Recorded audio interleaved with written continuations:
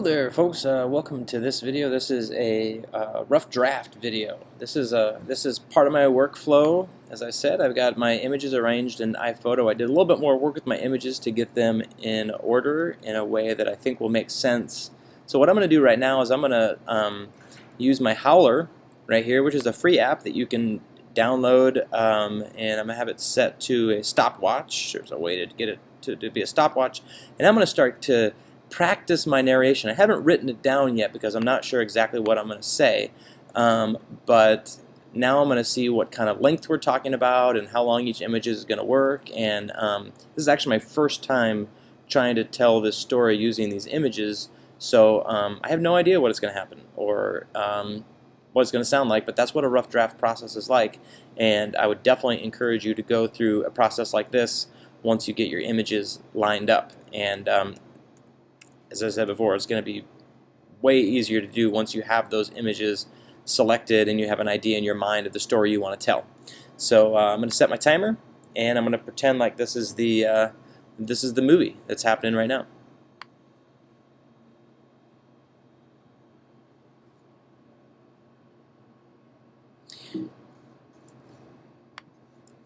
This is the story of the best dog that I've ever gotten to know in my life. And it's a sad story because many stories, almost every story that includes a dog is a sad story. But this is Ruby Lou. This is her story.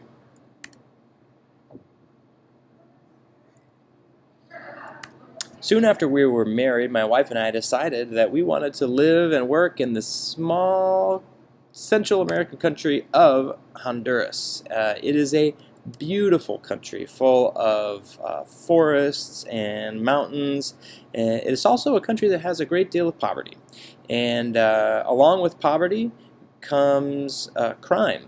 And it was a place that could be at certain times very dangerous. And for this reason, many people were armed as they went from place to place. It was not at all uncommon to see people armed outside of banks, or in many ways it was a dangerous place. So when we bought a house that had a yard, we decided that the smart thing to do would be to get a dog to protect us. And that was how Ruby came to enter our life.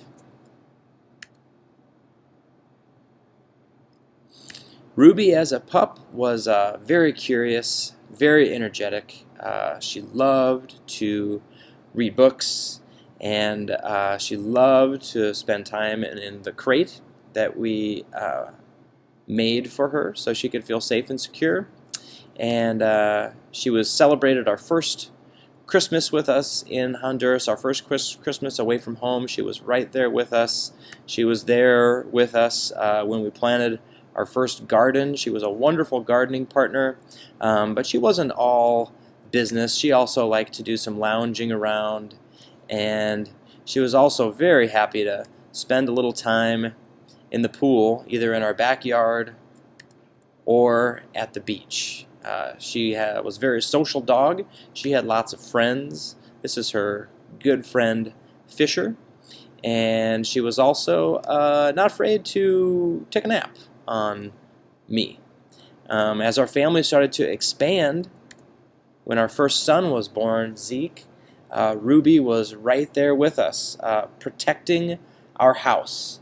And she always protected us and kept us safe throughout all of our time in Honduras, which was 3 years.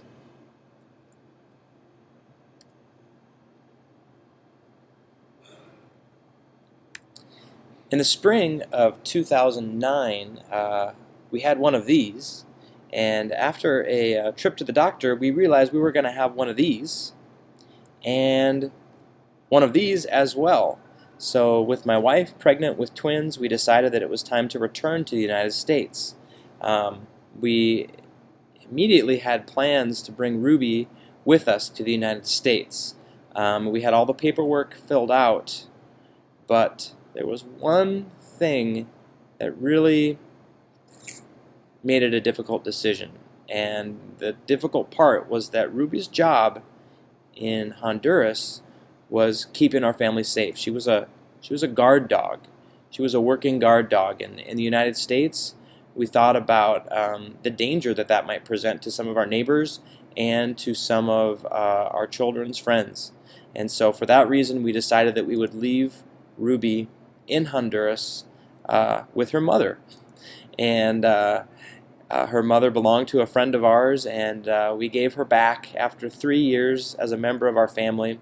And she moved up to the Cangrejal River, which is a beautiful place, and that's where she still is, living there and working there, protecting her family.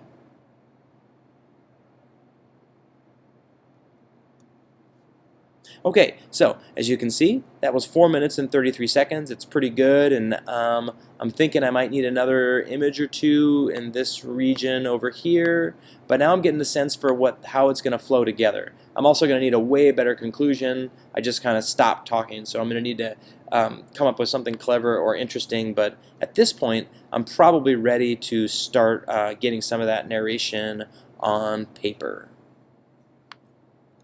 Bye!